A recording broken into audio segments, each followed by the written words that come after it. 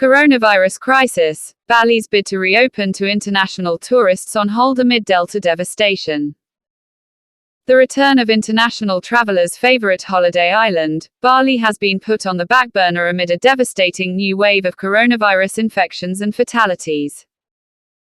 Indonesian officials revealed in June that hotels, restaurants, recreation businesses and the like were excitedly rolling out the welcome mat in preparation for an influx of overseas arrivals this month.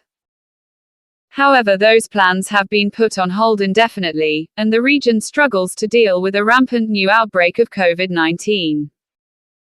Indonesia has been hit hard by the virus, fueled by travel during the Eid holiday in May, and the spread of the Delta variant first found in India.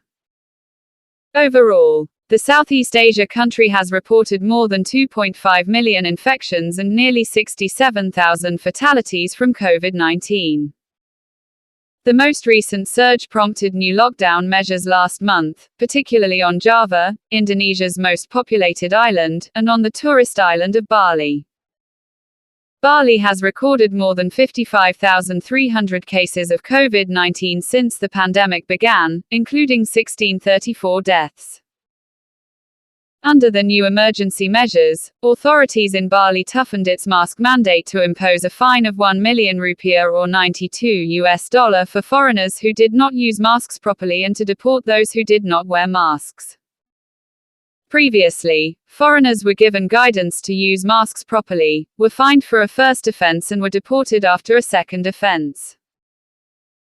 Indonesian officials recently ordered 4 foreigners, among a trickle of the usual visitor numbers to the region, to leave the resort island of Bali after violating health protocols amid the devastating wave of COVID-19 illnesses and deaths. One Russian who tested positive for the coronavirus upon her arrival last Thursday was recaptured that night after she escaped mandatory isolation at an appointed hotel, said Jamaruli Manahurik, who heads the Bali Regional Office for the Justice and Human Rights Ministry. She has been placed in an isolation facility in Bali's capital, Denpasar, and will be deported as soon as she recovered from the virus, Manahurik said. 3 others were accused of defying mask mandates in public after being found unmasked in a raid last Thursday in the Kuta tourist area to enforce health protocols and prevent more infections, he said.